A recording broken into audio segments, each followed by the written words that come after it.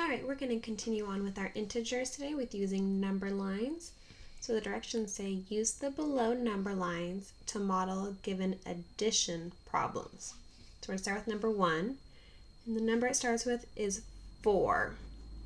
So we're going to find 4 on the number line, which is right here. I'm going to mark it with a little circle. And what we're adding to 4 is 3. So we're going to move 1, 2, 3 times for our final answer of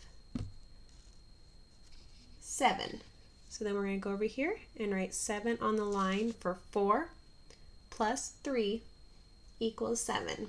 We know that from the number line here. All right, let's try the next one. We're going to start with the number 7 on the number line, which is right here. Now we're going to add negative 3.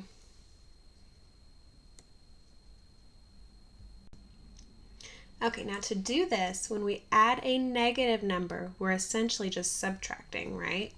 Because we're going to add a negative amount to a positive.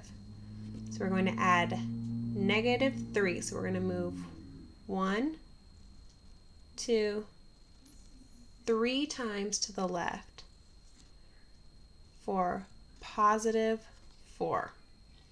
So 7 plus negative 3 is 4. All right, let's try number 3. We're going to start with negative 6. Put a little dot there.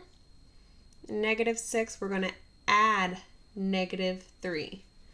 So again, when we add a negative number, we're going to be subtracting. All right, so to do this, we're going to be adding negative 3s. So we're going to be minusing 3. 1, 2, 3 for a negative 9. Okay, so now that we've got the hang of that, we're going to move on to some multiplication sentences. Okay, now this is the same concept as the addition, only we're going to be using multiplication sentences. So the directions say write the multiplication sentence that describes each model. So we have blank times blank equals blank. Now we can see there's several different humps. We're going to count how many humps there are. There's 1, 2, 3, 4, 5, 6, 7, 8.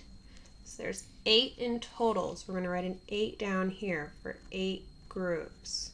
Now how many is in each group? Got 1, 2. 2 are in each group.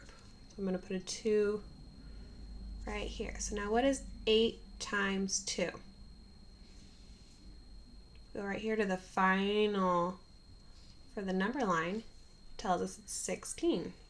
We know that because we've got 2, 4, 6, 8, 10, 12, 14, and 16, right? All right, let's try number 2.